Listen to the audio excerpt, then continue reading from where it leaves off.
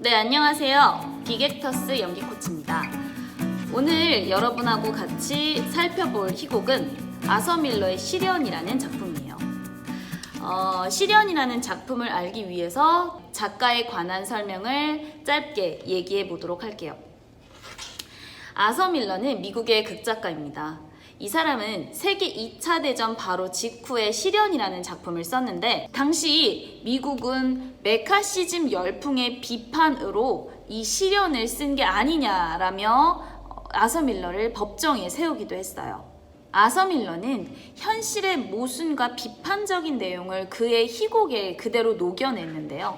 모든 작품을 통틀어서 보면 다 당시의 사회의 열풍, 그리고 사회의 비판적인 모습, 사회의 이면을 낱낱이 고발하는 장면들, 그리고 그러한 소재로 희곡을 썼다라는 것을 알 수 있습니다.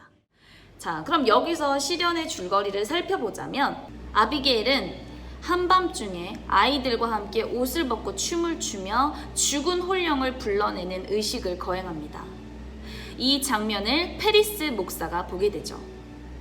아비게일 윌리엄즈는 페리스 목사의 진려이자 베티의 아버지입니다.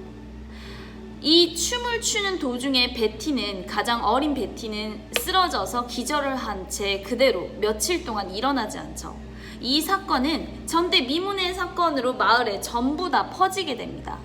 이 소식을 듣고 프락터가 아비게일을 만나러 오죠. 프락터는 아비게일이 하녀로 있을 때 그녀와 불륜을 저지른 남자입니다. 자식도 있고 아주 정숙한 엘리자베스라는 아내도 있습니다. 하지만 그 욕망을 참지 못하고 어린 아비게일과 불륜을 저지르고 말죠. 이 사실을 안 엘리자베스, 그리고 죄책감을 느낀 프락터는 아비게일을 내쫓습니다. 그 자리에 메어리 워렌이라는 새로운 하녀가 들어가게 되죠. 이 사실을 아비게일은 받아들일 수 없습니다. 이 모든 것들이 전부 다 엘리자베스 때문이라고 생각하게 되죠. 그러면서 마녀 사냥을 한 이유, 악령을 불러내는 의식을 한 이유가 바로 엘리자베스를 마녀로 몰기 위해서였어요. 프락터는 아비게일을 찾아오고, 도대체 이게 어떻게 된 소문이니? 정말 마녀를 본 게 맞아? 라고 아비게일을 추궁합니다. 그리고 정말 오랜만에 본 프락터를 향해 달려가서 존, 매일 밤마다 당신을 기다리고 있었어요 라고 말해요.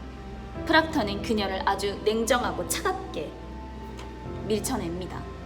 프락터의 이런 냉정한 태도는 아비게일을 더 화나게 합니다. 그리고 아비게일은 모든 사람들한테 엘리자베스가 인형에 바늘을 꽂아가며 자기를 위협하고 있다라며 거짓말을 해요.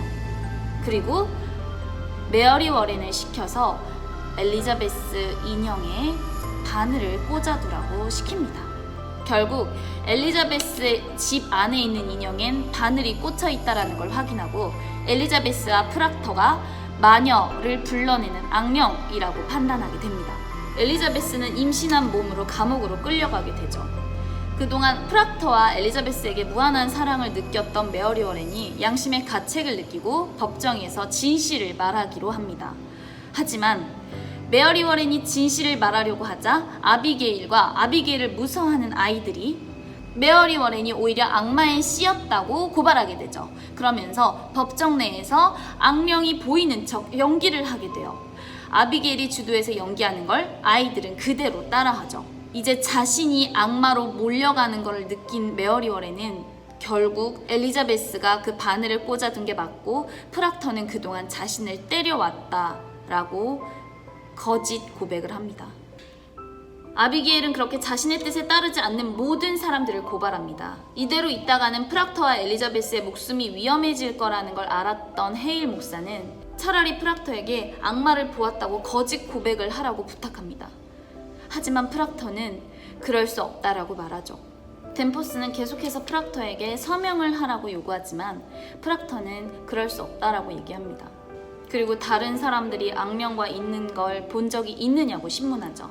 프락터는 끝까지 없다라고 얘기합니다. 난 나 자신에 대해서만 얘기합니다. 다른 사람을 심판할 자격은 없어요. 헤일 목사는 절규에 가깝게 프락터와 엘리자베스에게 애원하지만 프락터는 끝까지 자신의 신념을 버리지 않습니다. 그리고 그렇게 교수대로 프락터는 향하게 됩니다. 네, 여기까지 시련의 줄거리예요. 단순히 프락터를 갖고 싶어서 마녀를 불러내는 의식을 했던 아비게일은 점점점 사건이 커지자 자신의 목숨을 지키기 위해서 많은 사람들, 무고한 사람들을 교수대에 오르게 합니다. 결국 자신이 원하는 프락터도 갖지 못하고 그 누구도 갖지 못한 채 마을을 도망치죠. 이 아서 밀러는 미국의 비극적 생활 모습을 가장 이면에 잘 드러나도록 보여준 작가입니다. 이 작품뿐만 아니라 세일즈맨의 죽음, 모두가 나의 아들, 다리에서 바라본 풍경 등등등의 희곡을 좀 보면 이 사람이 좀 미국의 비극적인 모습을 시곡에 잘 녹여냈구나 라는 걸 이해할 수 있을 것 같아요. 자, 그러면 다음에는 다른 재미있는 희곡으로 같이 줄거리랑 분석을 해보도록 할게요. 화이팅!